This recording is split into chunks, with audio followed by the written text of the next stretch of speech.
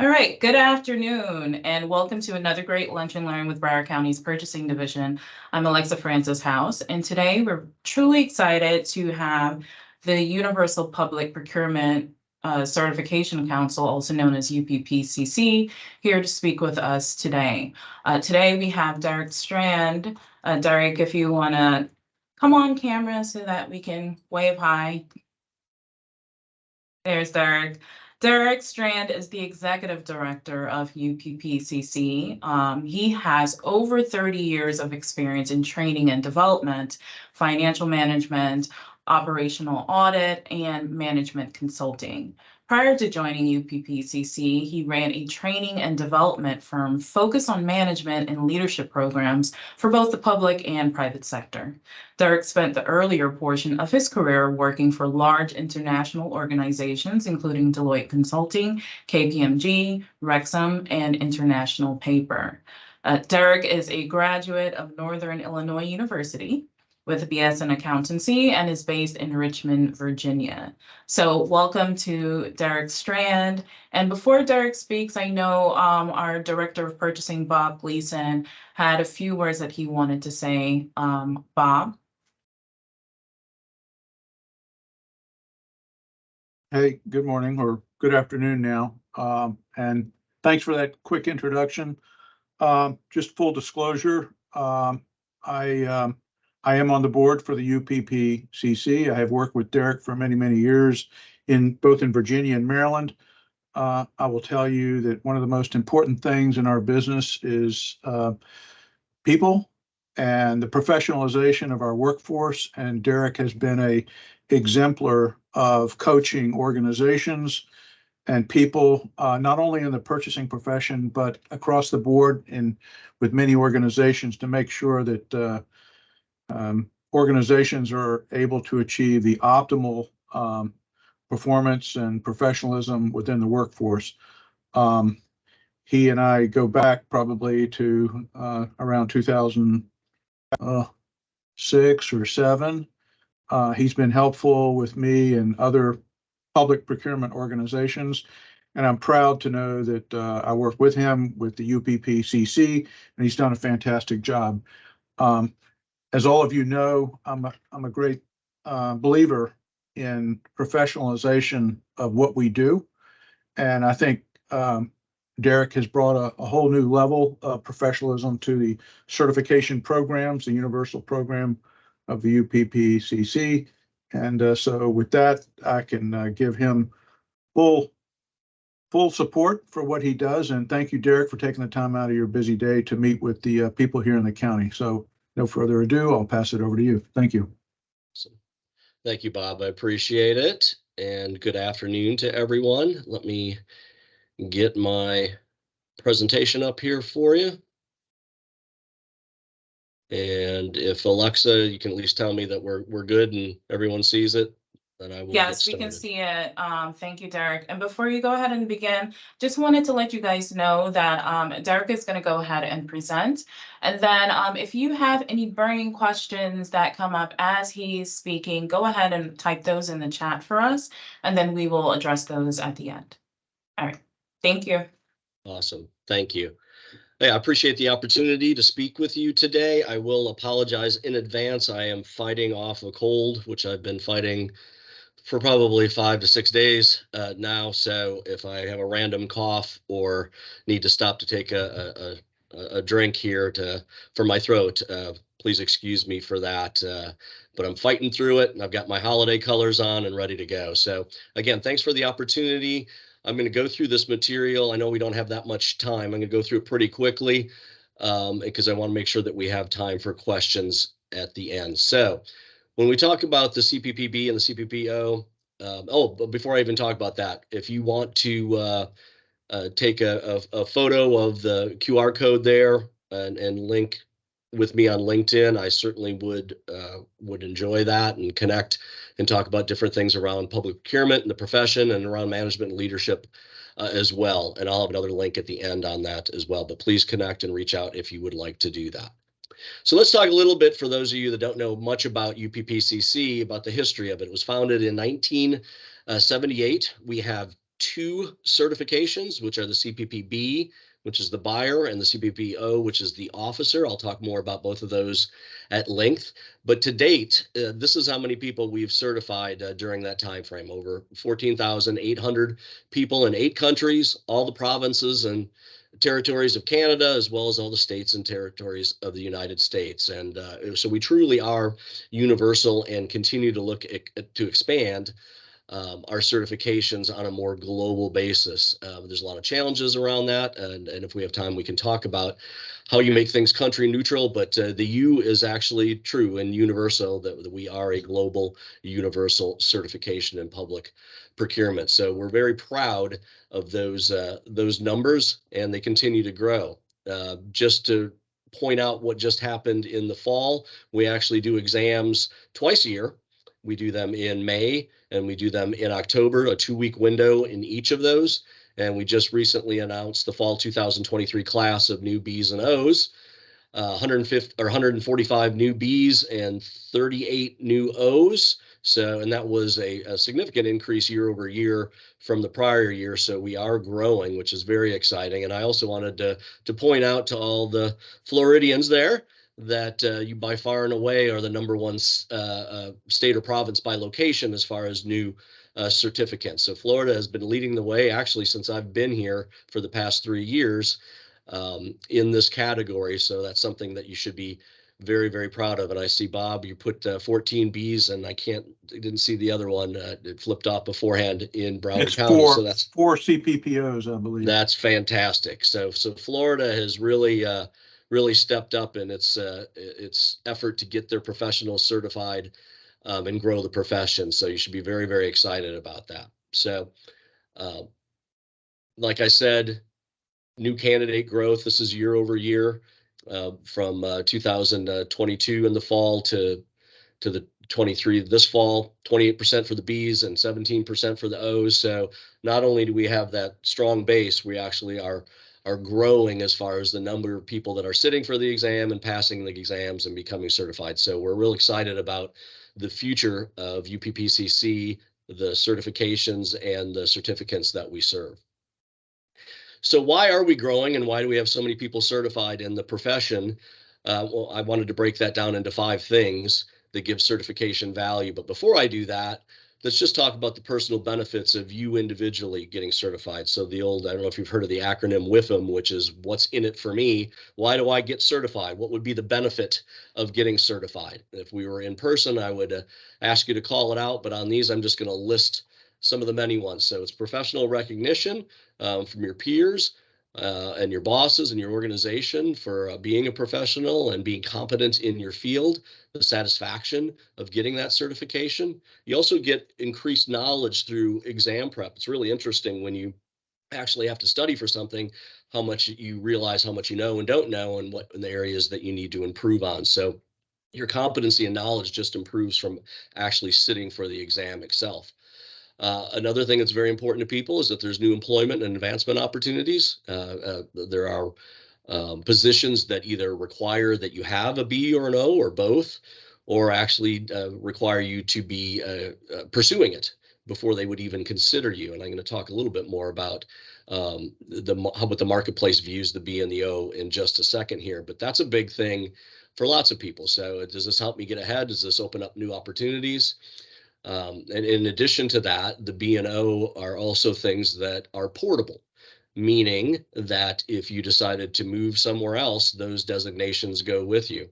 I know here in Virginia that they have in a lot of other states where they have a Virginia contract officer, Virginia contract administrator, the VCA or VCO. Well, if you move to another state, then those things are no longer irrelevant, whereas the CPPO and the CPPB move with you and are portable. So it creates a lot of new opportunities because of that. Increased self-confidence. We've certainly heard that from people. Now that I have these credentials, I go into different meetings. I have a seat at the table.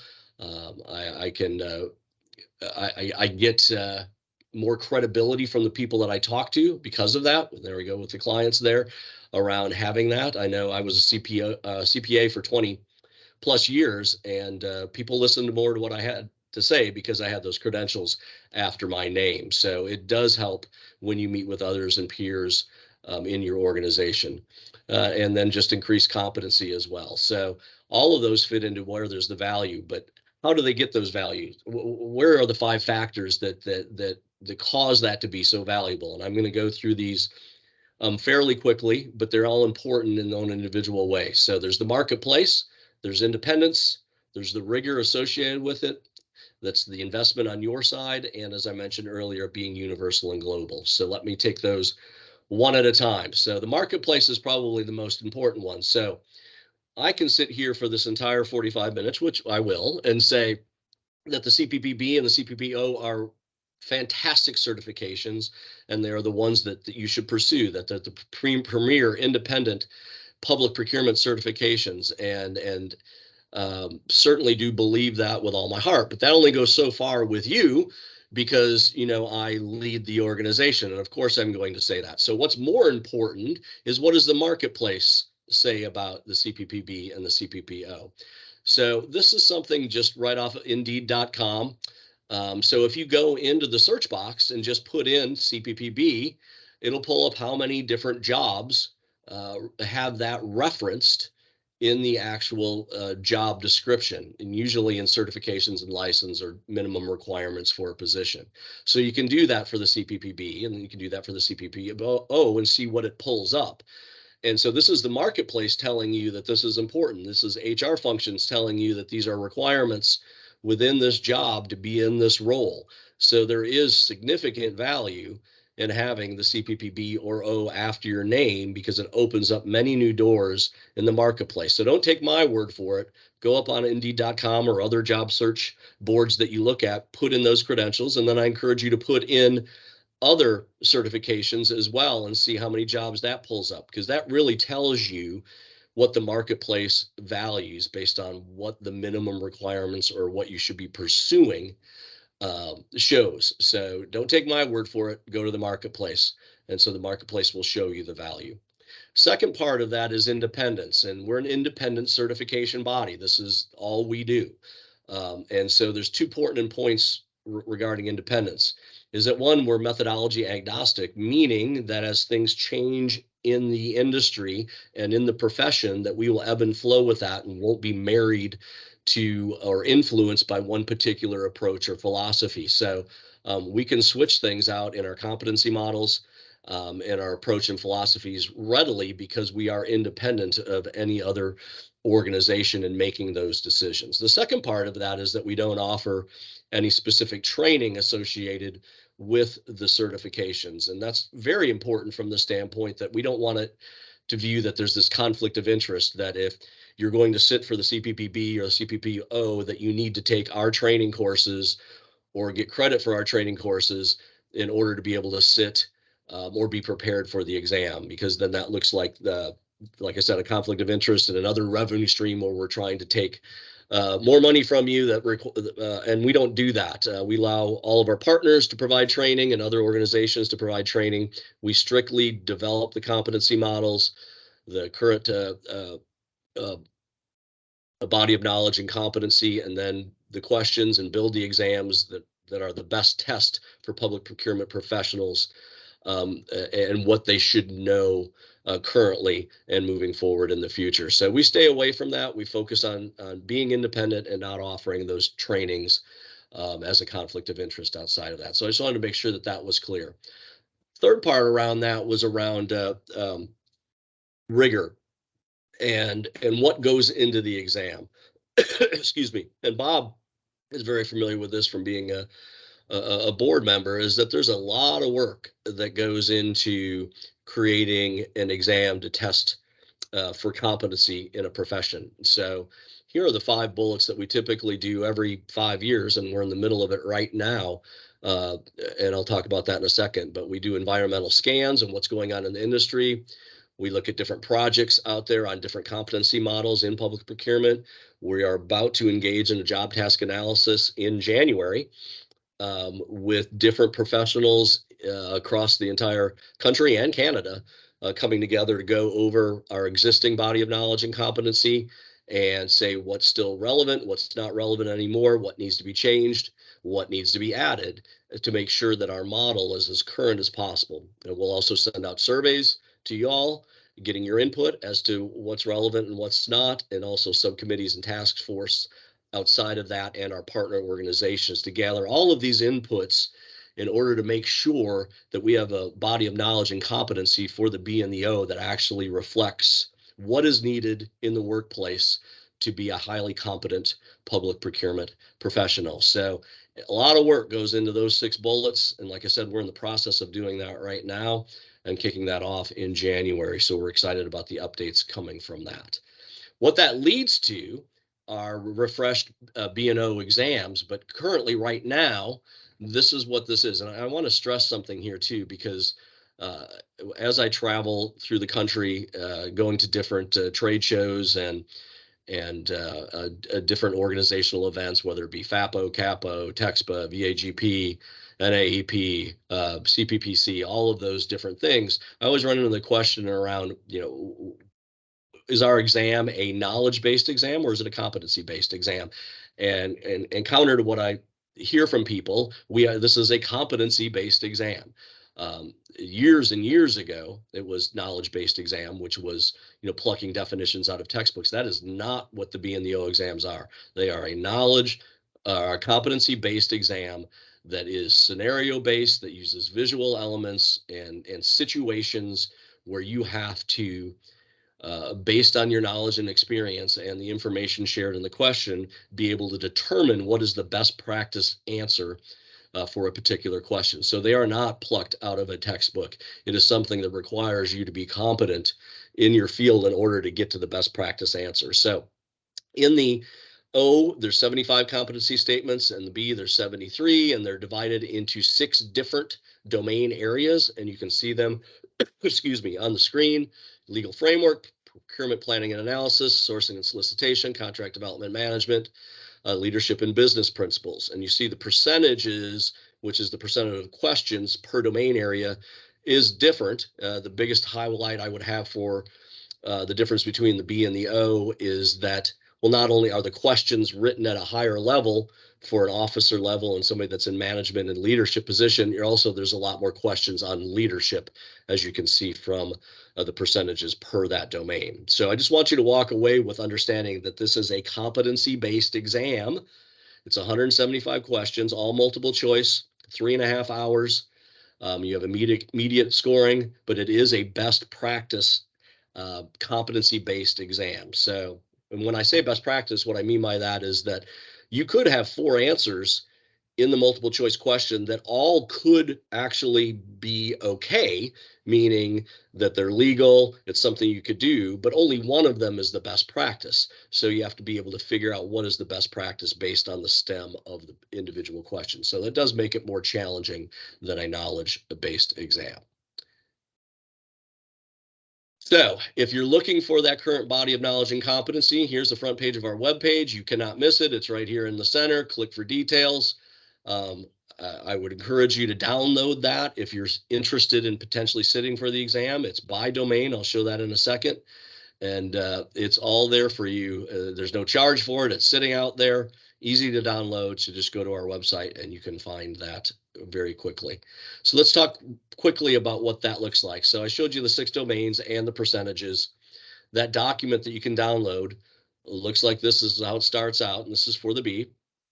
And just to show you some examples, here are some of the competency statements within the domains that are in that particular document. The ones that are new are ones that added the last time that we did a refresh. And this is important for you to see and know, because this is the Bible for what you need to study to pass the exam. All of our questions are written from these statements, and every question is mapped to one of these statements. So our board of examiners and the item writers all write questions with their starting point being this competency statement. And so they will all map and tie back to that. So if you want to know what you need to focus on and what you need to study on, go through the BOK-C, which we call a boxy. Go through the boxy and through each domain and decide, where am I competent? Where do I need to do work? Where do I need to focus future study or classes on in order to be well-rounded enough to pass this exam? And it is a very much an individual-based prep for the exams. So for instance, we've had attorneys that have passed the bar exam. They don't really have to study at all domain one on legal because they know that inside and out. But they may need to spend a lot of time in contract development or management or procurement planning and analysis, depending on their role and what they're engaged in. So it's unique for everyone. And this document provides you an opportunity to look at the areas I'm strong, where I'm weak, and then find resources to use in order to build that competency in that space. So that's the Bible. Here's the eligibility requirements. So when we talk about the certified professional public buyer, which I've been calling the B, this is typically your non-supervisory level team individual contributor type of designation. And we actually have two options associated with that. You can see option one is a minimum of a 2-year degree with 72 contact hours. The contact hours is our term for professional development hours. So an hour session like this would qualify as 1 contact hour. And then 3 years of public procurement experience, a minimum of which 50% is public procurement. So we want to give people credit if they're coming from the private sector, but you still need to have at least half of it in public before you can sit for the actual exam. And so that's important because this is a competency-based exam. So you have to have experience doing these things, and we don't want to set people up for failure by having no minimum experience associated with it, and then they go in and don't do well on the exam because they don't have that background. Option two is where you have no degree, same amount of contact hours, but just more experience in procurement.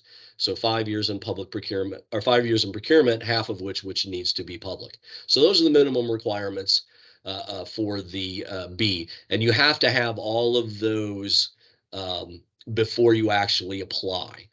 So that's an important distinction. So if you didn't have your experience when you were about to apply, you need to wait until that experience is fully complete, the 3 to 5 years or the half year public, in order for you to actually apply to sit for the next cycle of the exams.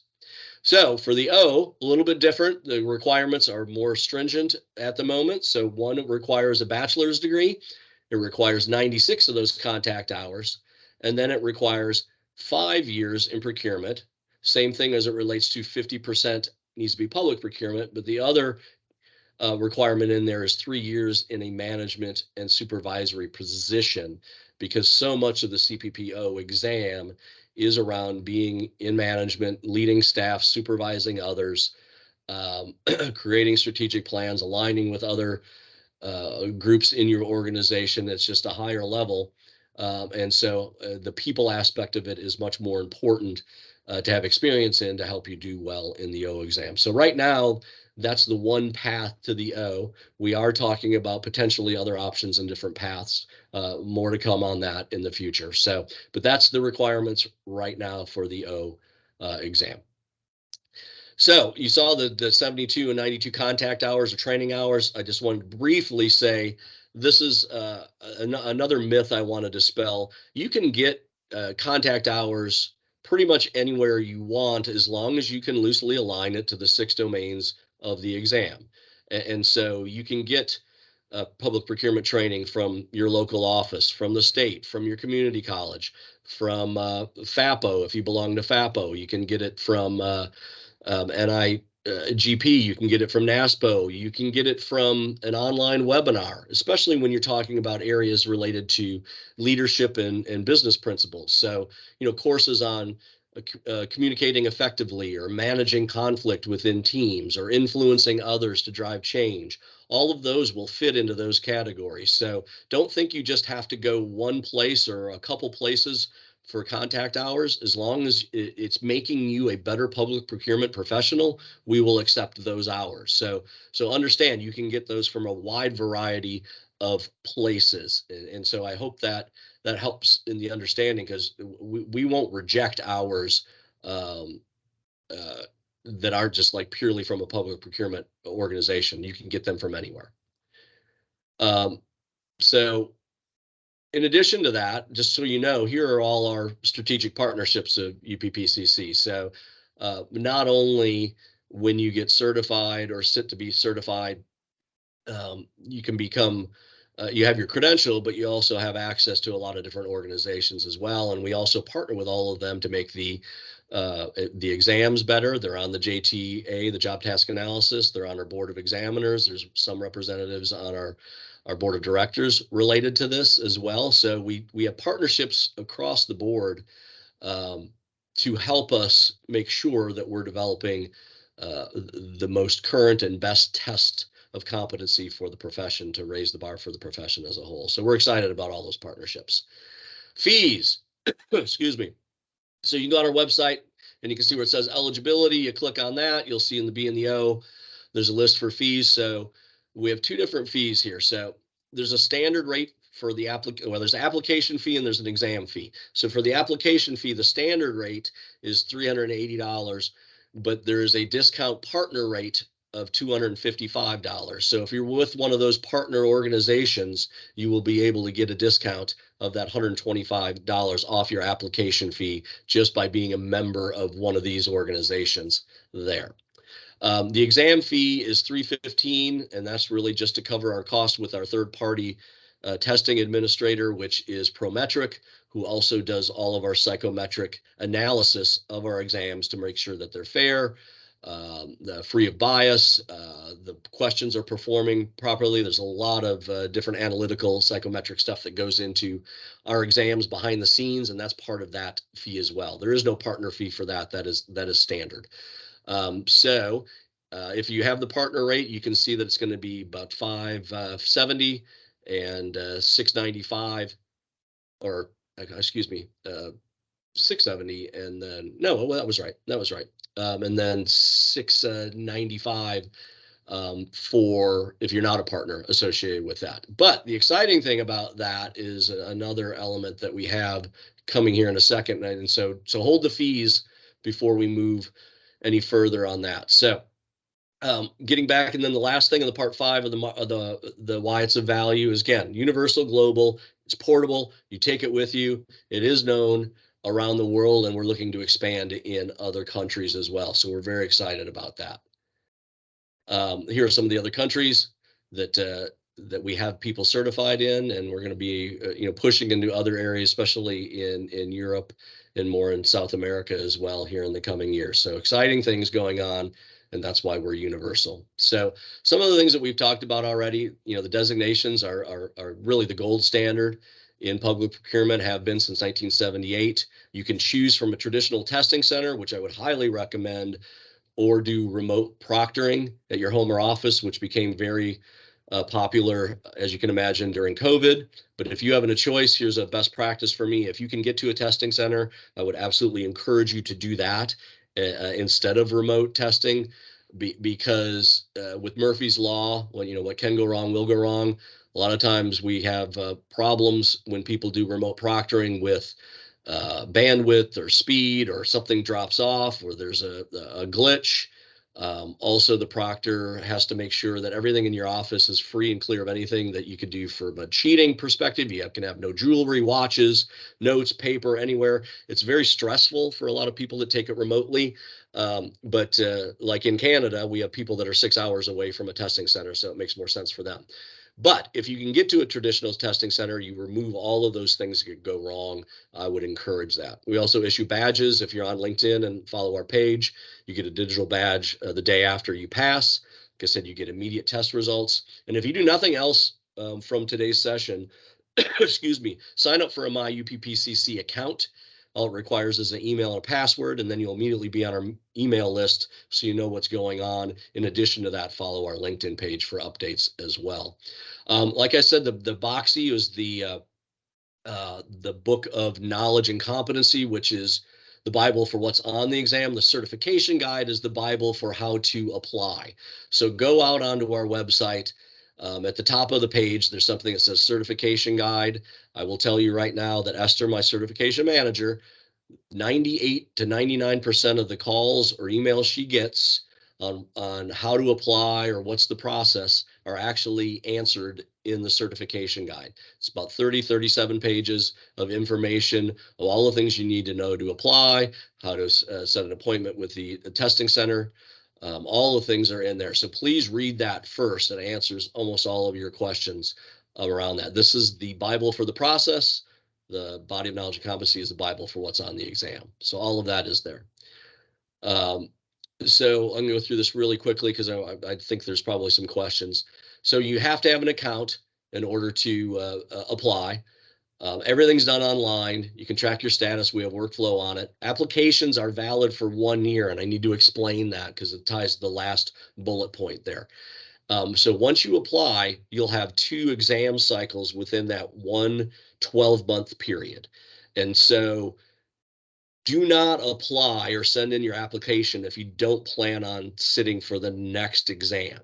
Because if you applied, it got approved, and then all of a sudden, for some reason, you said, hey, I don't want to sit for the exam, well, then you only have 1 more window under that application because it is a 12-month period. So be sure you're ready to sit for your exam in the next cycle before you send in your application, because there are only 2 exam opportunities within that 1-year period. So please remember that before applying.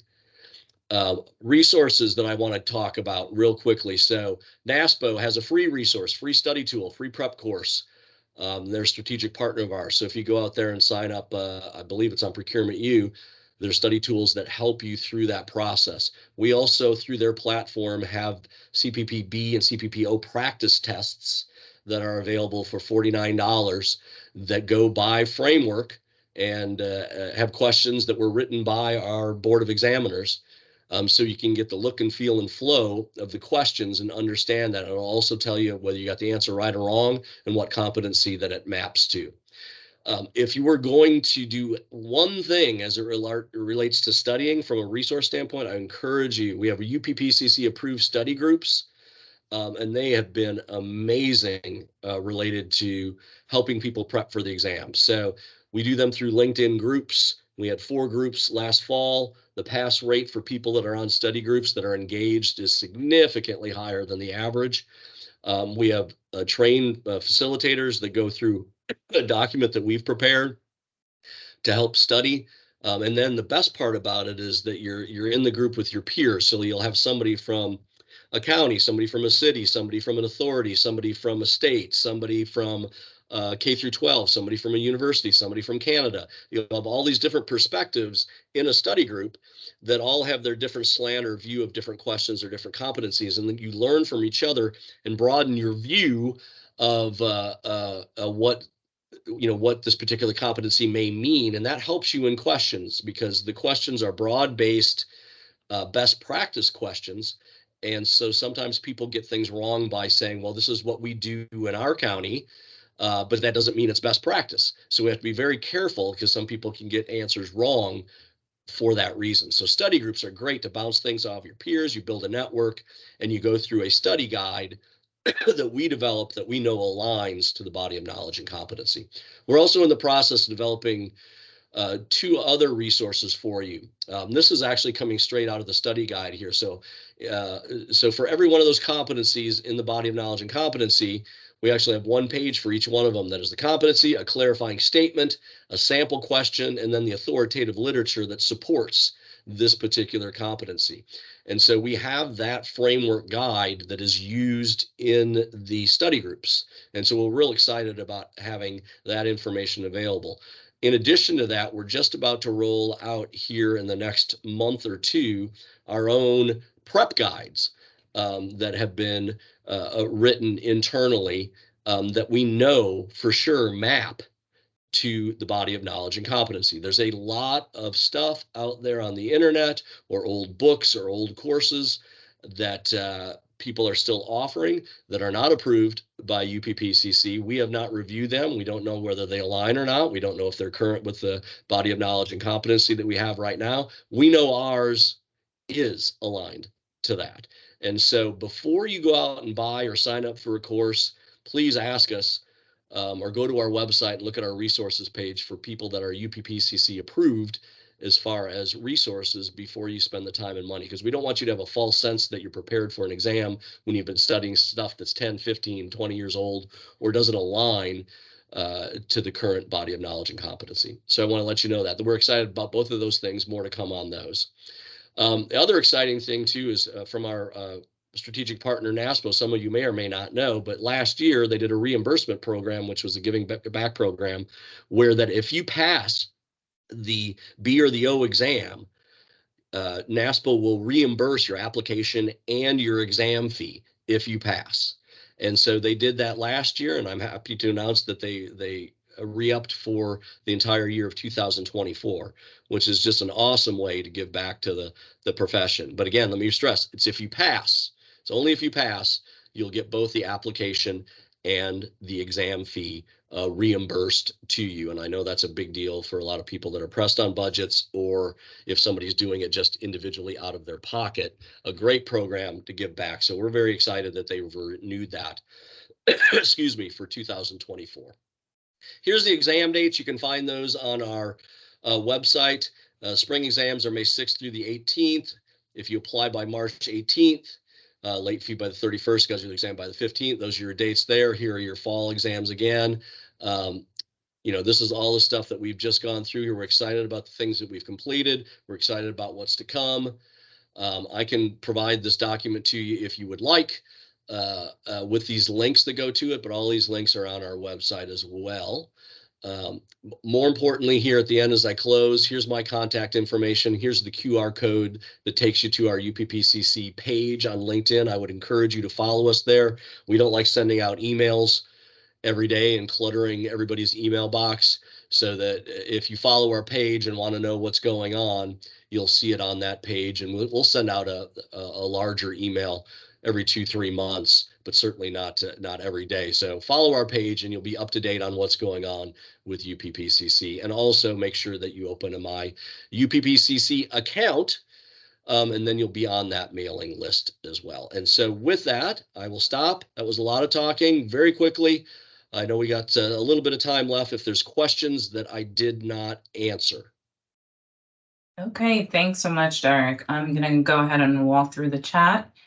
So the first question I have here is, does the county reimburse staff for the costs to take these exams? And I think that question is directed back to Bob, maybe. Certainly not to me. Actually, I asked the question on the behalf of others on the call who might have the question. And I think the answer is the county does, but we would need to confirm that. So I want to put it out there as a matter of record that, the county does reimburse for professional certifications. That's the what. The how, I'm not quite sure. We would have to check with our with you, Alexa, and maybe others with our business staff and the county. But I do believe that we do. If you apply for a certification and pass, I do believe that the county does reimburse you if it is a requirement for your job. So we can ask and answer that afterwards. Well, like I said, if you passed, the NASPO will reimburse you. Yeah. For it. So what happens that I've seen, Bob, too, is some people use that out of their individually assigned training and development budget. But if they pass, then they get, and NASPO reimburses, so they get that money back for other training and development courses. So I've seen people do that as well. Yeah, and it's great if you do get reimbursed, but I would also submit to you, to others on the line here, our staff, that you're investing in yourself and your own professional development. And in the county, it can come back to you through our compensation factor form. If it's a requirement and you get it, then there's usually a bump. I think the HR people do take into account equity, or in terms of where you fall within the salary ranges within others in your peer group, your career group. So that could be a factor too, but to the extent that we can, there is a compensation factor that is taken into account. One other thing I wanted to mention too, it was around training and development courses too. If you are budget constrained, I didn't mention that when I went through Procurement U through NASPO, but they have 72 to 75 hours of free online courses that you can take that all qualify for contact hours. So people use those, one, to qualify to sit for the exam, or also two, look for specific topics that they may be weak in to take those courses as well, to actually prepare for the exam. So there are free offerings out there in addition to paid ones that are really helpful. And if anyone's interested in those resources, please let me know as well. And we did have another lunch and learn with NASPO, I believe. So Oh, good. when I send out the link to today's session, I can also link to that lunch and learn as well. Yeah, and they for will reference for you talk all guys. about that if you're going to do that. Yep. Yeah. Okay, so the next question I see here comes from me. How often do you have to recertify and what is the process? And is there a recertification fee? Yes, yes. So it's every 5 years that you have to recertify, and there's a minimum of I believe it's 45 hours during that 5 year period for the B to recertify, and I think it's the same for the O. I'd have to check on that again. Um, and then the certification fee is similar to the application fee. But it's once every 5 years. And so 45 hours, when you think about it over 5 years, is 9 hours a year. You go to a couple of conferences or take a couple courses, you get there pretty quickly. Usually the problem people have with recertification is doing a terrible job keeping their documentation of what they've done. So over the 5 years. So what I would encourage you to do is if you do pass or considering on applying, is make sure you have a folder of your documentation so that when you do need to apply or you do need to recertify, you'll be ready to scan those as PDFs or whatever it might be, and upload it, or use your My UPPCC account as a learning management repository, because you can start loading that stuff into an application as far as education goes, either for your initial application or recertification, and then you just do it as you complete it, and it'll all accumulate, and then when it's time to do it, you won't have to worry about chasing everything down. That's usually what happens. If I could add one comment to that, Derrick, I know that the state of Florida has their contract I'm going to get the acronym wrong, but it's like the Florida Contract Administrative Course. And so there's an entire body of coursework together with a transcript that the state of Florida provides for contract management and procurement. So you can, for those of you who need credits, you can get an entire bucket of credit hours by just attending the state of Florida contract management course. And I say that because it's a little bit self-serving being in this state. Having the in-state certification is also helpful when talking to in-state people. Absolutely. Yeah, and all of those internal state courses, I'm glad you brought it up. All the internal state certification courses also qualify as contact hours to sit for the exam or for recertification. And so do all of the free courses that I had mentioned. As long as they align to the 6 domains, and you can justify that as how it makes you a better public procurement professional, we will accept those hours. Hey, and the last question I see here, and I'll give anyone else an opportunity to feel free to type any other questions you may have in the chat while I'm reading this question. Does the UPPCC ever need volunteers to help with exams as professionals with the Board of Examiners? Absolutely. So there's a lot of different ways to volunteer. So for instance, we have volunteers for the job task analysis that we have. We have volunteers that sit on the Board of Examiners for the B and the O. We have item writers who actually write questions that are submitted, and all of those volunteer scenarios then qualify for volunteer hours for recertification. And so as you get involved, you also get a benefit. So for instance, the study group leaders that we have, several of them are in Florida. Sophie Cunningham, I don't know if you know who that is. She's down Miami-Dade, and Christopher.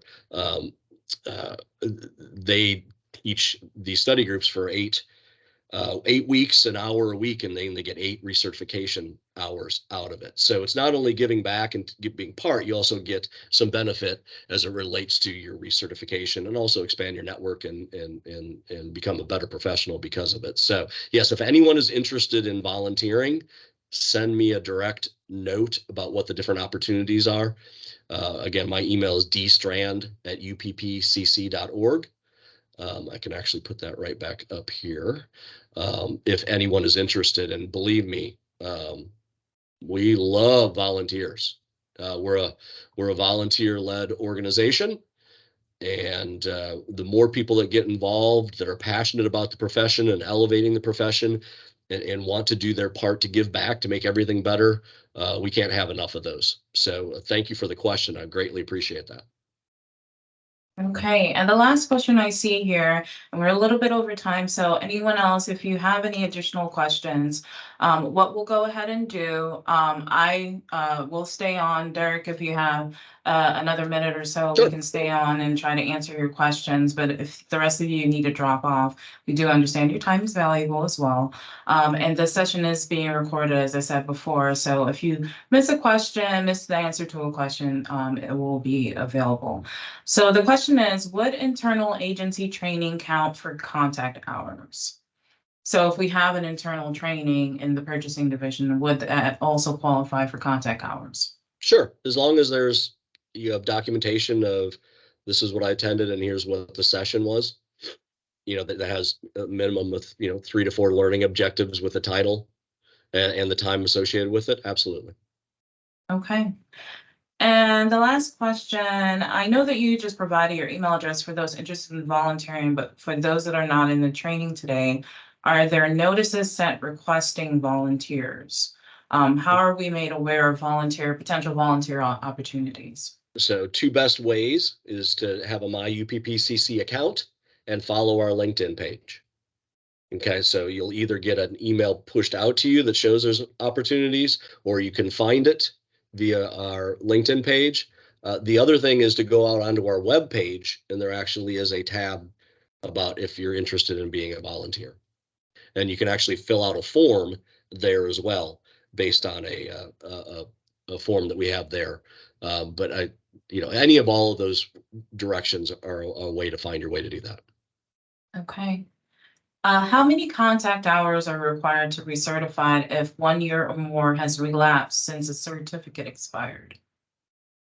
Good question. Better question for my certification manager. Off the top of my head, I'm not sure what it is. I do know that if in the 5-year period where you're active, if you don't renew, it actually goes into lapsed, and you're in lapsed for a year. But in order to get it back to active while you're in lapsed, the fees are higher and the hours are higher. But all of those are on our website. So I encourage all of you to not let that happen. That's what usually happens when people procrastinate and wait till 2 weeks before it's due and go, oh, crap. And then they let it lapse, and now their fees are higher and they have more hours. So, but all of that is on our website. Okay. Well, I don't see any additional questions. So again, let's thank Derrick for spending some time with us today and sharing his wide breadth of knowledge on UPPCC. Yeah, thank you for the opportunity. I hope it was informative to people and gave them a broad view of the value of certifications and the process associated with it. And if you're anything like me, I usually think of great questions 20 minutes after the webinar's over. So if you have any follow-up questions when your head clears or something pops up, please let me know via the email, and please follow our LinkedIn page as well. Thanks for the opportunity, and happy holidays to everyone. Before you hop off there, I want to turn back over to Bob to kind of close us out.